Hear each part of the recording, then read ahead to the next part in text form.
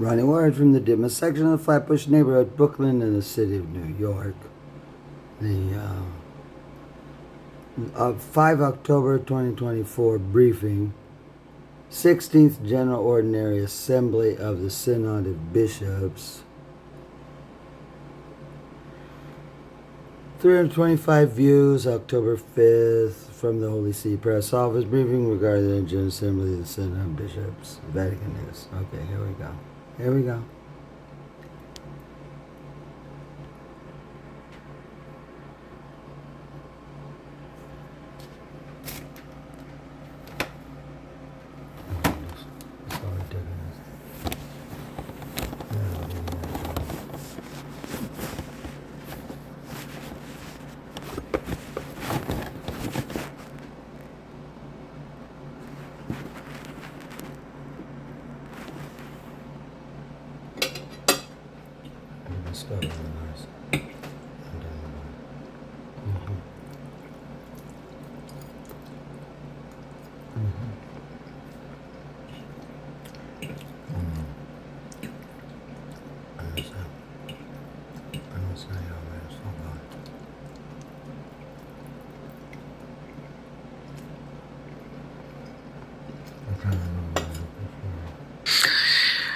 Buongiorno, benvenute, benvenuti, bonjour, good morning, bon dia.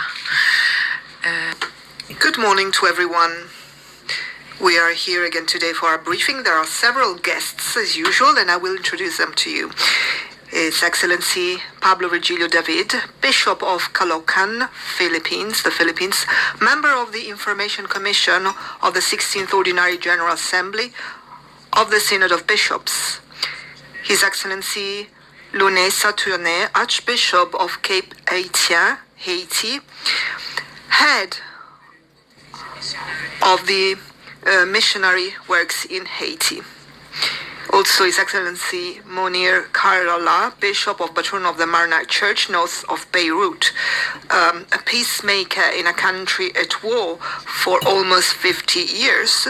He received in 2023 an award, Foco Dentro Award, Women and Men Changing the World, established by the Archdiocese of Milan and Lycia, an association for social promotion that has been working in various spheres of civil and religious society since 2012. There is also Mrs. Catherine Clifford, Professor of Systematic and Historical Theology at the St. Paul University of Ottawa, Canada, Director of the Research Center for Vatican II and 21st Century Catholicism. Then Mrs. Dr. Sheila Leocadia Pires, whom we know, Secretary of the Commission for Information of the Synodal Assembly. And last but not least, Dr. Paolo Ruffini, President of the Commission for Information and Prefect of our Dicastery. And I would like to give him the floor right away. He's going to share with us some key points from the Assembly.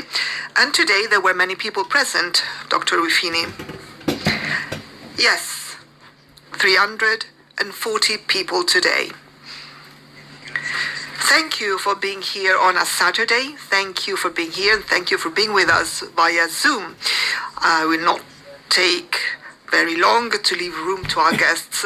After the prayer, Cardinal Gregg,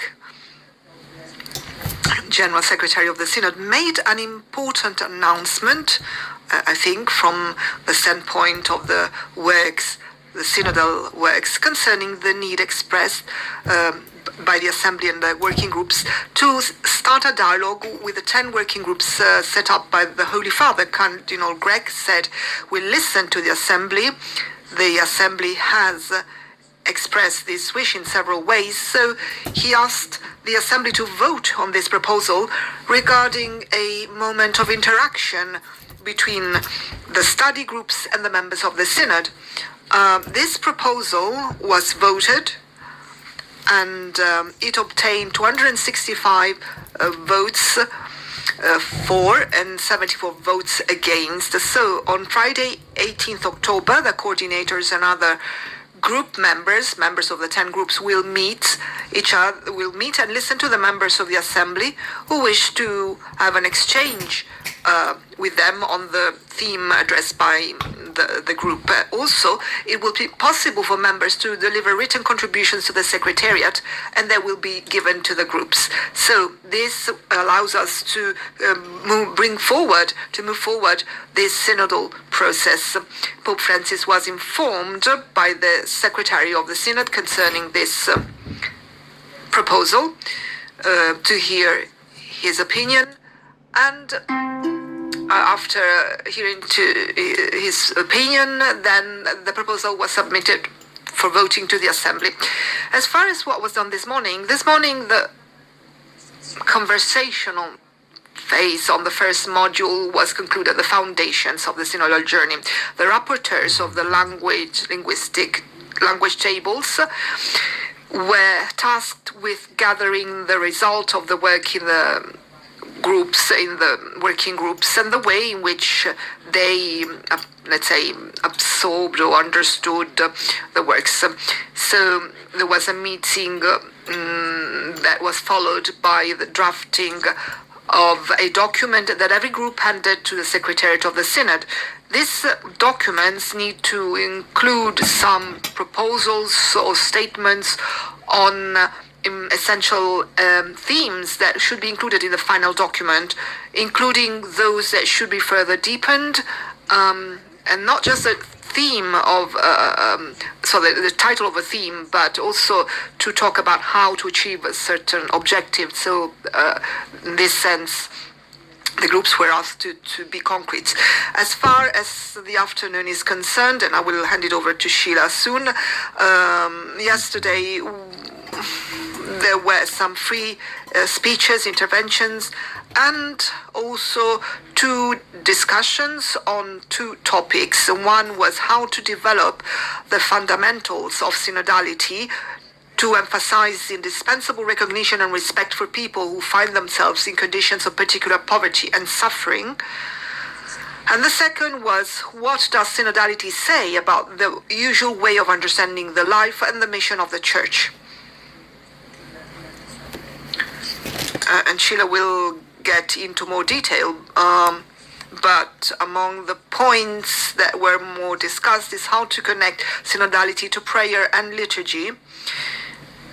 And what was highlighted was the theme of closeness to every form of poverty and suffering. It was suggested that the final document uses a simple language to communicate effectively to the people of God, and the need to include the voices of young people and the local communities was emphasized to ensure that the Church remains attentive to the sign of the times.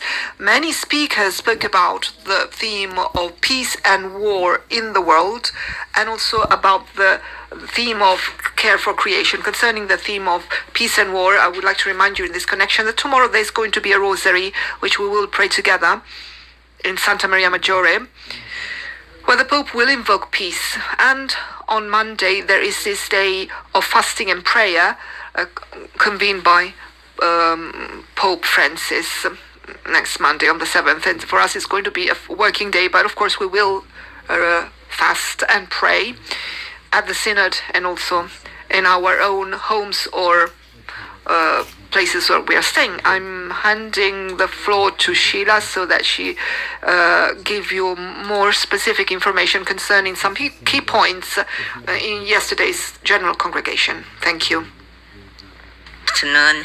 So as Paolo Ruffini has just said, on the eve of the 6th to the 7th October, called by Pope Francis, several delegates proposed to make an urgent appeal for peace on behalf of the whole Synod. It was said we need concrete steps to end war and end forced migration. The Pope's words on peace are not always understood. And so there was an applause when in one of the speeches it was said that we can all be artisans of peace, Christians, Jews, Muslims, and condemning all of fundamentalisms. We must have the courage to call things by their names. Today, the cause of global suffering is often not mentioned. Arms trafficking, when missiles are fired, some enrich themselves. We must denounce the root cause of all evil. We must name those who benefit from wars, and sometimes in addition to prayer, denunciation is needed. So these were some of the words that were highlighted with regards to the prayer for peace. Now, there was also interventions on the subject of the poor. We heard that we must hear their cry, include them. I don't know. This is fine.